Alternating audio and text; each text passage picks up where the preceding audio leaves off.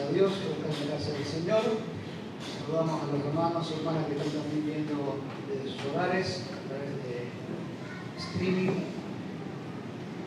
Bueno, en esta noche hay un énfasis misionero, ¿verdad? Y esta palabra que quiero compartir con ustedes, por supuesto, tiene una base, es una prédica misionera, pero por supuesto que se puede aplicar a nuestras vidas, a los que en este momento, digamos, no estamos haciendo misiones en el mundo, ¿no es cierto? Los principios de la palabra de Dios se aplican en todo momento y en todo lugar, son los mismos principios, ¿no? Y vamos a ir a un texto clave, un texto muy común cuando se habla de las misiones, y es el texto que se encuentra en Hechos capítulo 1. Vamos a leer desde el versículo 6 al 8. Hechos 1, 6 al 8.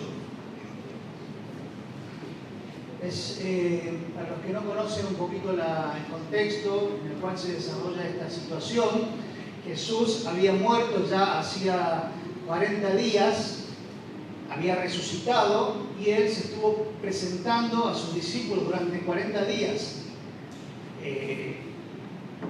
Y allí, luego de esos 40 días, él vuelve al cielo, él se va a la presencia de Dios nuevamente. Y este momento es ese último momento en el cual Jesús está con sus discípulos y con todos aquellos que habían creído en él.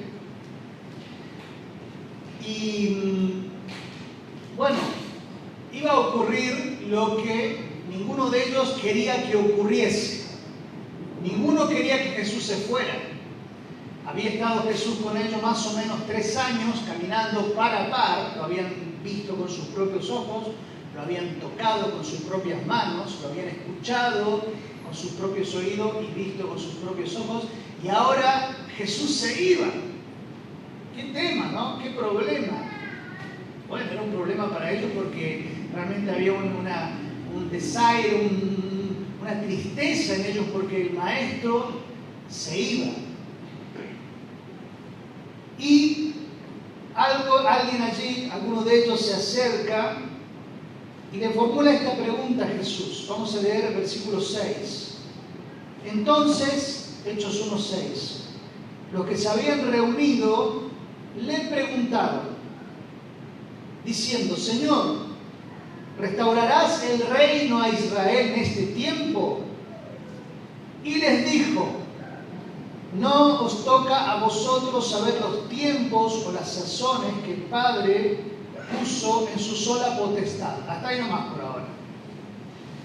Jesús había estado con ellos, como les dije, por más de 3 años aproximadamente, hablándoles acerca del reino de Dios, el reino de los cielos, un concepto que Jesús les había compartido en muchas oportunidades y les había dado a entender que ese reino no era un reino físico, no era un reino político, sino que se trataba de un reino espiritual que llegaba a aquellos que le permitían que Él entrase en sus corazones.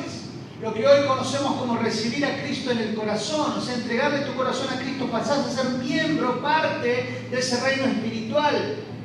No obstante, se ve que ellos eran un poquito duros de cabeza, como a veces nosotros somos. No hay que criticar tanto a esa gente, a veces nosotros tenemos la misma actitud, somos medios duros para entender algunos principios espirituales, nos cuesta a veces.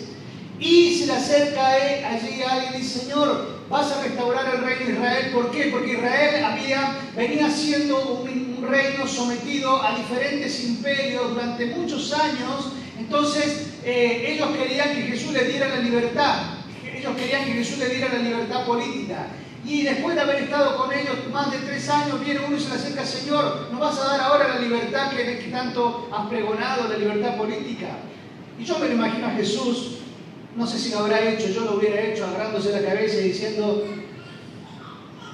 no les toca a ustedes saber esas cosas, ustedes no es un tema que les incumbe a ustedes, no se hagan un problema por eso, no se hagan un problema por la parte material, física de este reino, del reino que ustedes pretenden que yo les dé, no es ese el énfasis, no es ese el objetivo de este reino. Y yo imagino a Jesús diciendo, bueno, no entendieron nada. qué parte del reino de los cielos, reino espiritual, no entendieron.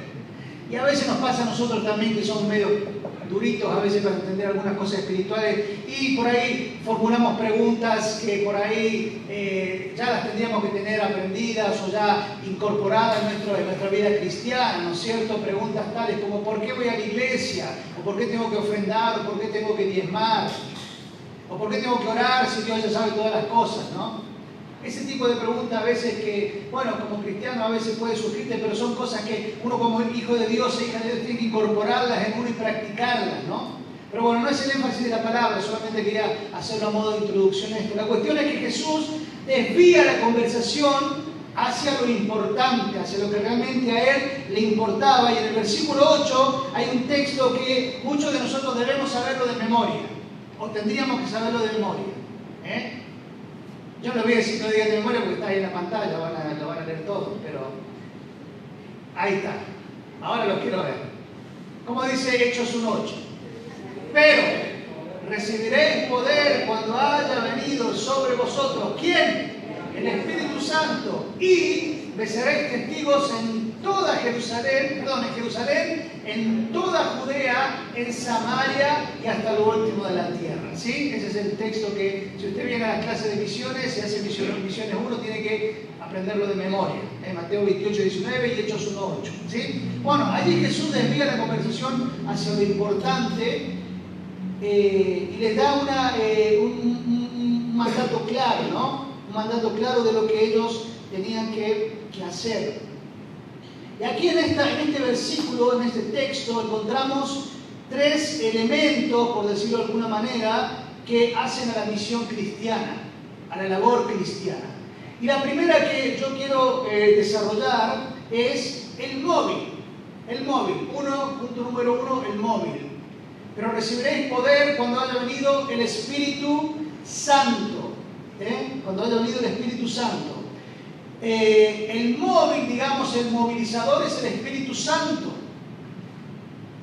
Y el Espíritu Santo nos da ese poder. El poder. ¿Cuántos se acuerdan del He-Man? Yo tengo el poder, ¿se acuerdan? Bueno, nosotros tenemos el poder. El poder en el nombre de Jesús, por supuesto, no el poder de Grayskull. Y ese poder, ¿sabe que siempre esa palabrita poder, en el griego original en el cual fue escrito el Nuevo Testamento, la palabra dunamis o dinamis, y de ahí viene la palabra dinamita. Mire, para que usted tenga una idea de lo que significa esa palabra poder, dinamita.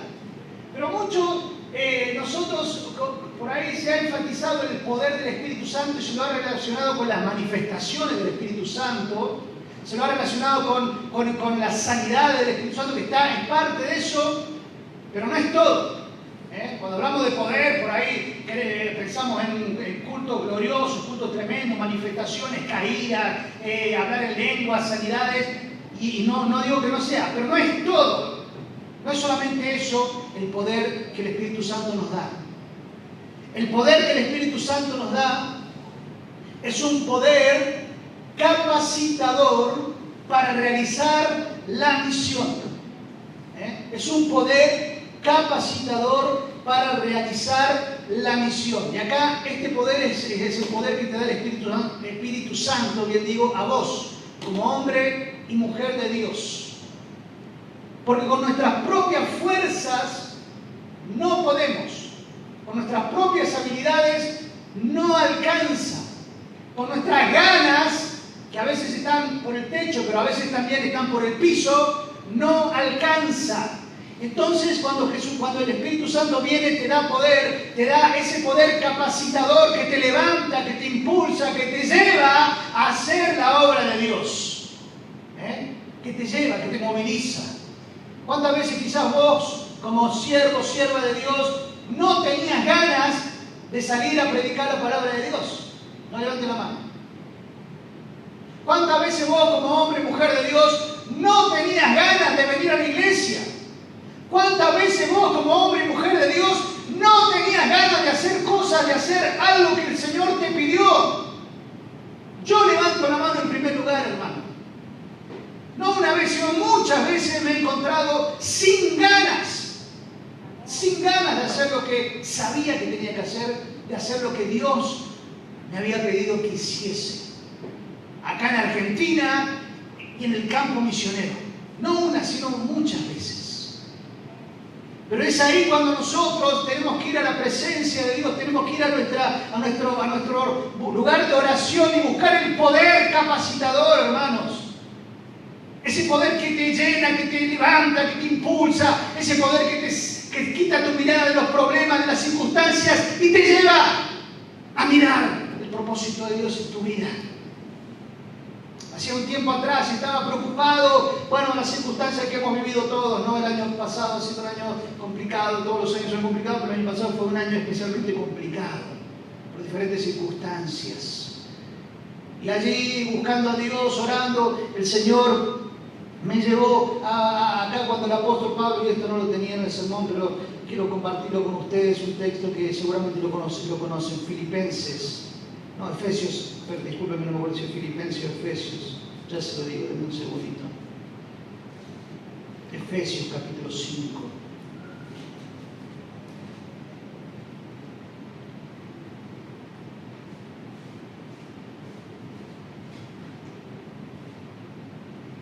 No es Efesios, perdón, Filipenses. Filipenses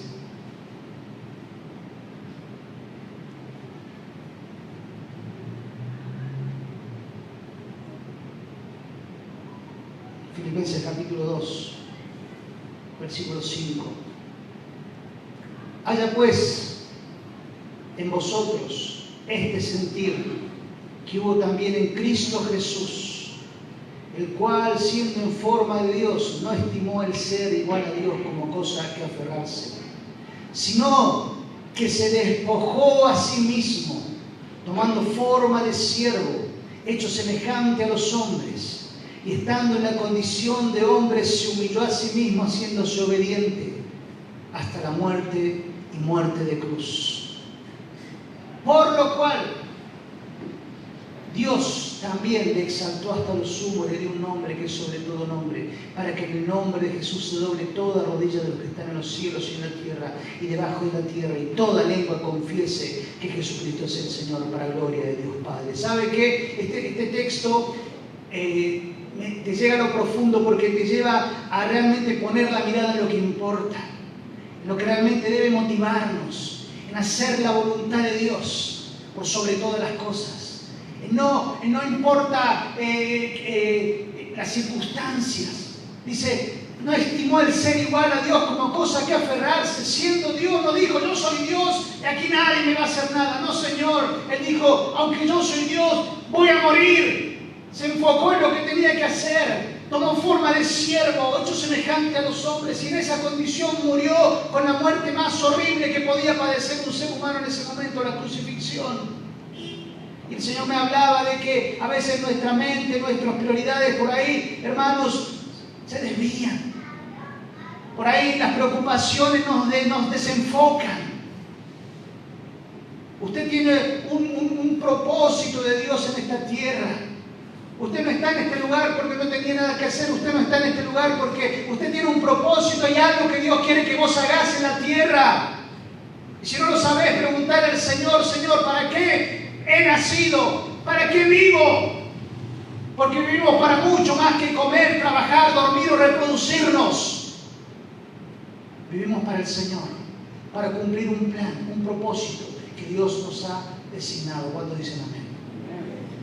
Entonces, hermano, cuando te sientas débil, cansado, cansada, anda allí a ese lugar y decirle, Señor, dame ese poder capacitador, que me levante, que me ayude, que me des nuevas fuerzas para seguir adelante, Señor. Estando en la obra misionera más de una vez, tuve que ir a ese lugar y decir, Señor, dame fuerzas, porque mis fuerzas están débiles, porque me debilito, porque realmente a veces no dan ganas de seguir cuando las circunstancias son adversas. Y por supuesto que el Señor venía y me llenaba, y lo hace con cada uno de nosotros.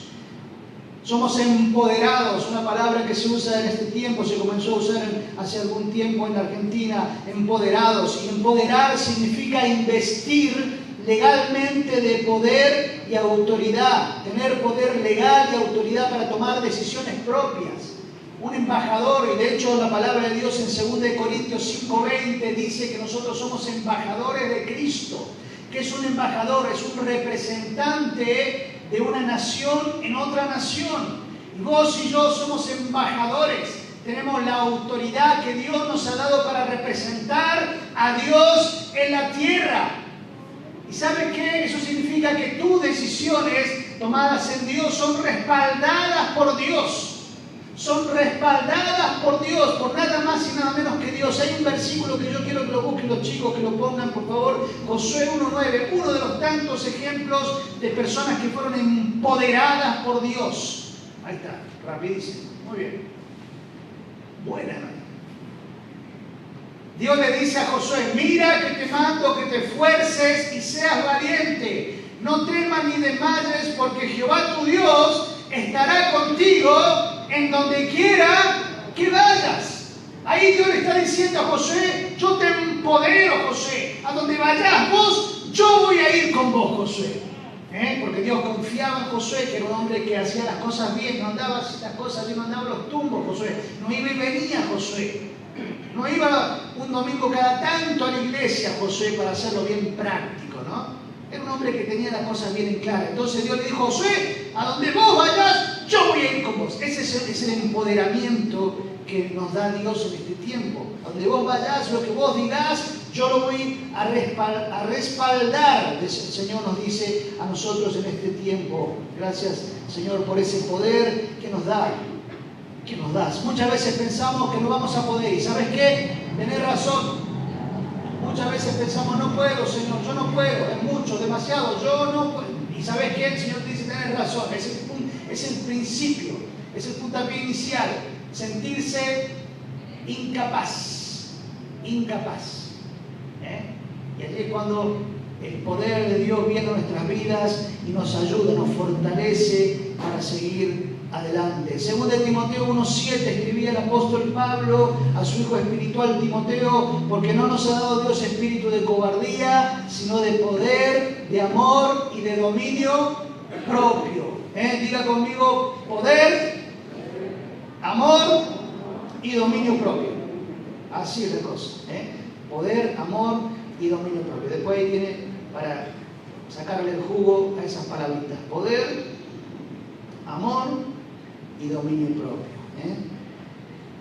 Este poder que Dios le da a los discípulos y que nos da a nosotros es un poder que tiene que ver con el valor y la capacidad para testificar, ¿sí? Cuando nos sentimos incapaces, ese poder es el que nos da esa capacidad. Pero también este poder es un poder transformador que cambia vidas. Este poder capacitador que nos da el Señor a nosotros para que vayamos. Pero también este poder es el poder que actúa a través de nosotros y surge un efecto en las personas que nos escuchan, en las personas que reciben nuestro mensaje. ¿Sabe qué? En Lucas 4, 16 al 19, el Señor Jesús muestra el propósito de este poder, muestra el para qué del poder. El poder va mucho más allá, como te decía anteriormente, de manifestaciones corporales que son buenas. Las risas, las caídas, el hablar en lengua, todo eso está bien. Pero este poder es un poder que tiene un fin benéfico, un fin filantrópico, un fin que se dirige hacia el hombre, hacia la mujer, hacia el ser humano. ¿Qué dice Lucas 4, 16 a 19? A ver, dice, vino a Nazaret donde se había criado y en el día de reposo entró en la sinagoga, conforme a su costumbre, y se levantó a leer. Está hablando de Jesús. Y se le dio el libro del profeta Isaías y habiendo abierto el libro halló el lugar donde estaba escrito: el Espíritu del Señor está sobre mí, por cuanto me ha ungido para dar buenas nuevas a los pobres. Me ha enviado a sanar a los quebrantados del corazón, a pregonar libertad a los cautivos y vista a los ciegos, a poner en libertad a los oprimidos, a predicar el año agradable del Señor. Este poder que el Espíritu Santo nos da es un poder que beneficia, que bendice a las personas que nos escuchan. Este poder, más allá de capacitarnos a nosotros, es un poder que transforma vidas. ¿Cuántos dicen amén? Es un poder que cuando la persona que te escucha abre su corazón, tiene un corazón humilde y recibe lo que vos le compartís, algo ocurre en ese corazón. Yo no sé cómo, pero algo ocurre. Algo ocurre, ¿sí? Y aunque parezca dura esa persona, algo está ocurriendo. Algo está ocurriendo. Por eso no te canses, no te desanimes de hablar, de predicar la palabra del Señor a ese ser que parece tan duro, tan indiferente a lo que vos le compartís. Quiero decirte algo. Siempre que vos le decís algo, por lo menos un Dios te bendiga, algo está ocurriendo en ese corazón. Porque la palabra de Dios es viva y es eficaz. Porque la palabra de Dios no vuelve vacía. Porque la palabra de Dios cumple su cometido. Entonces ese poder también es un poder transformador que cambia vidas.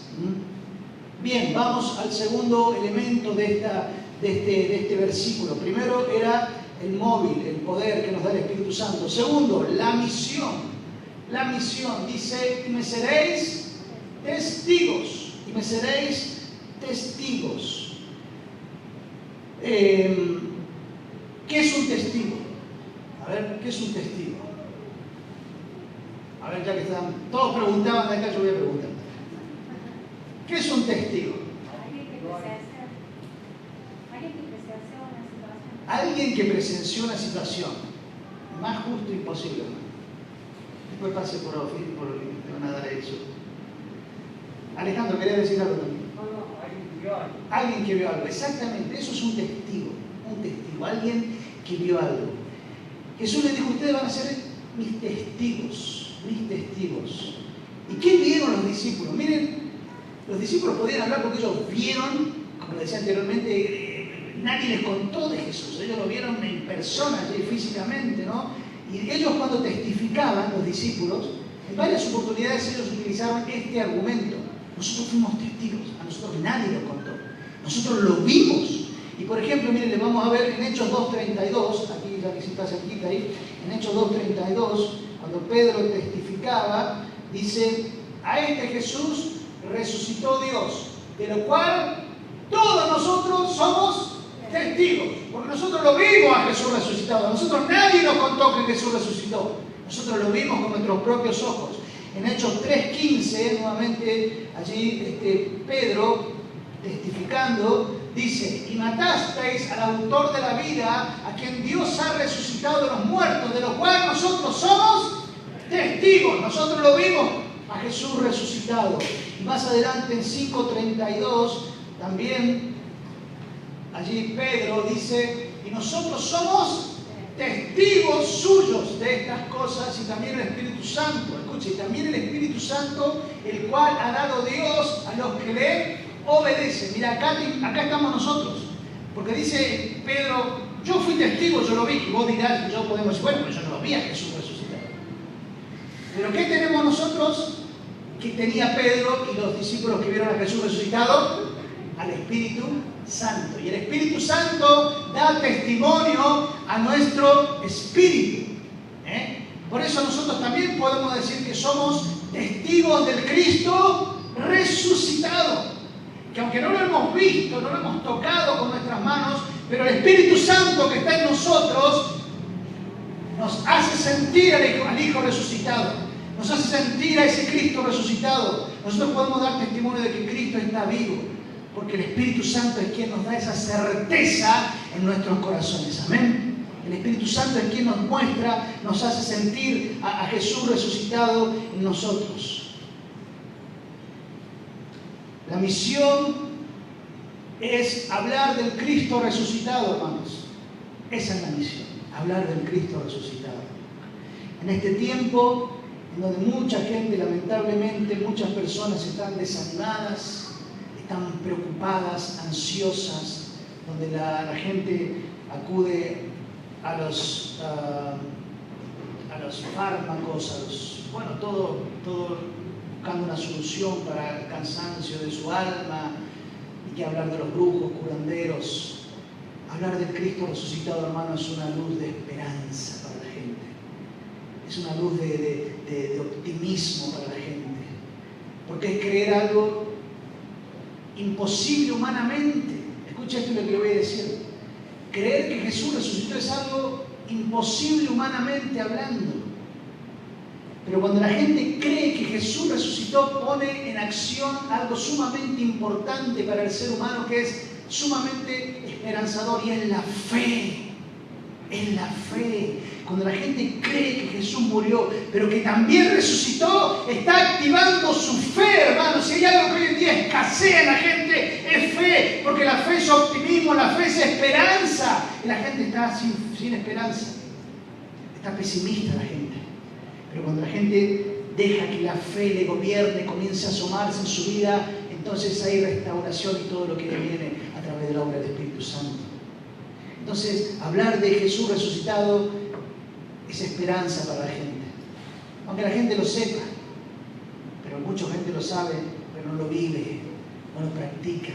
Entonces, hablemos de Jesús resucitado, aunque algunos se rían, aunque algunos no lo crean, aunque algunos puedan decir, no, yo no creo esa historia, eso ya es pasado, no importa. Creemos que Jesús ha resucitado de los muertos y Él está sentado a la diestra del Padre hoy intercediendo por nosotros. Él está preparando una morada para cada uno de nosotros, los que hemos creído. ¿Cuántos dicen amén? Amén. Somos testigos de la resurrección de Cristo. ¿Sabe qué es la palabra testigo? En el griego original, en el idioma en que fue escrito el Nuevo Testamento, su gran mayoría, es la palabra mártir.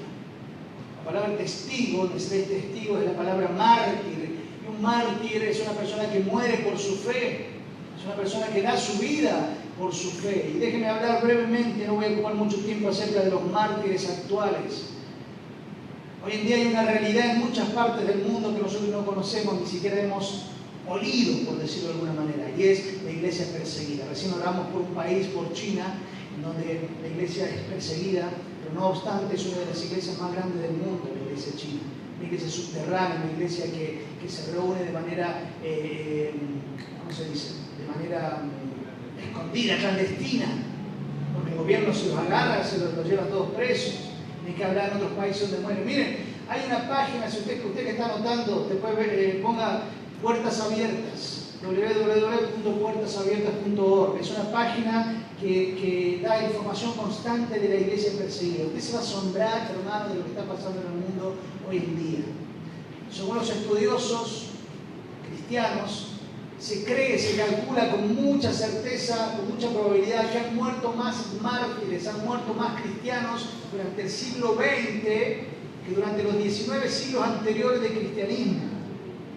O sea, murieron más personas, más cristianos en 100 años que en 1900 años, ¿entiende? Porque obviamente el cristianismo ha llegado a más lugares y eso ha llevado a que muchas personas de países musulmanes, hindúes, budistas, comunistas tengan que dar su vida por la causa de Cristo.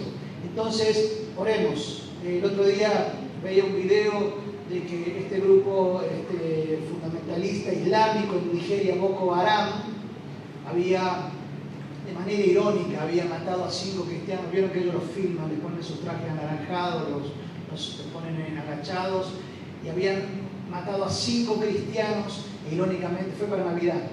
Fue un regalo para los cristianos, 5 mártires cristianos. Lo filmaron y por supuesto lo divulgaron por todo el mundo, ¿no? Y eso pasa lamentablemente a diario en muchas partes del mundo, hermanos. Cristianos que dan su vida, literalmente, no su esfuerzo, no su dinero, sino su vida por la causa de Cristo, hermano. Entonces oremos por la iglesia perseguida y valoremos la libertad que tenemos en nuestro país. ¿Cuándo dicen amén? Por último, quiero brevemente el tercer punto de este sermón, el alcance. Jerusalén, toda Judea, Samaria y hasta lo último de la tierra.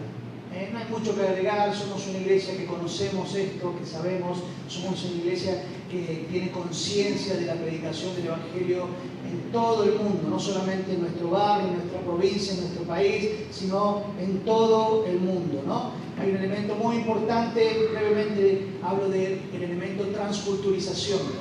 Un misionero cuando va a otros lugares diferentes tiene que adaptarse a muchas cosas, tiene que enfrentarse a muchas cosas que psicológicamente, físicamente no está preparado. Se llama choque transcultural y eso a veces genera mucho estrés en los misioneros. Mucho estrés y son momentos críticos donde el misionero tiene que aprender nuevos principios, nuevas capacidades para hacerlo. El capítulo 1 de Hechos es clave. Pero recibiréis poder, nuevamente, pero recibiréis poder cuando haya venido sobre vosotros el Espíritu Santo y me seréis testigos en Jerusalén, en toda Judea, en Samaria y hasta lo último de la tierra. Amén.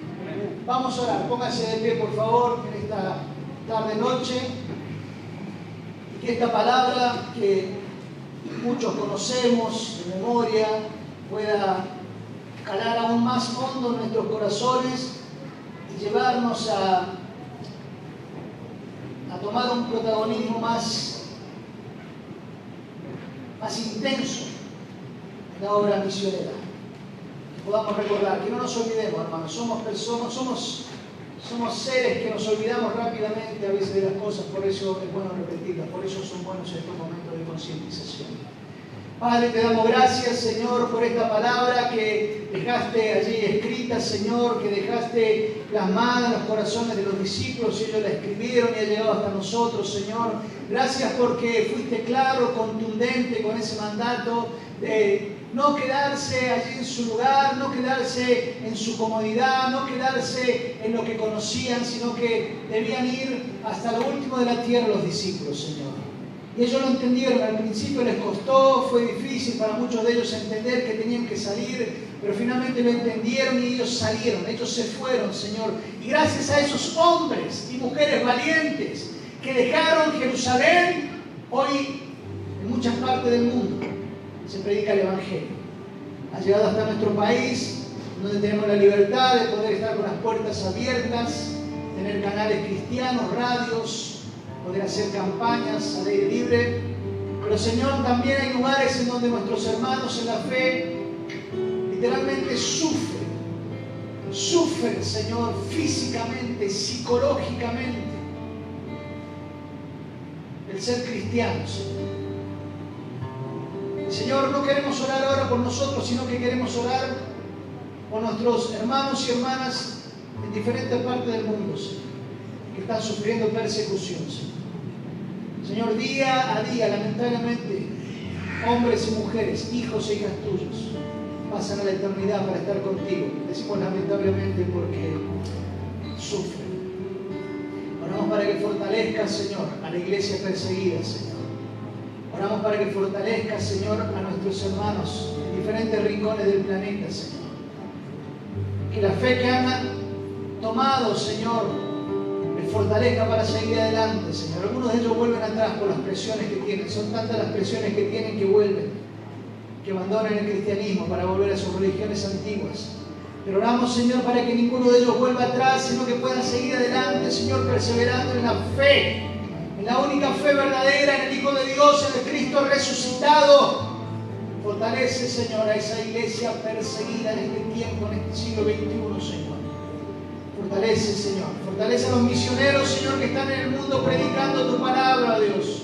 Fortalece, Señor. Guárdales. Pedimos que les guarde, les proteja, Señor, de la persecución, Señor. Guárdale de los fundamentalistas. Guárdale de las personas, Señor, utilizadas por el mismo diablo, Señor, para estorbar en tu obra, para interrumpir. Cuídales, Señor. Pedimos que miles de ángeles, Señor, rodeen sus vidas, sus cuerpos, Señor, en el nombre de Jesús. Oh, Señor, guarda a los misioneros que están en zonas de conflictos, en zonas de guerra, Señor, en zonas, Señor, Padre, donde hay inestabilidad social. Protégeles, Señor, guárdales, te lo pedimos en el nombre de Jesús, Señor. Guarda y fortalece sus vidas, Señor.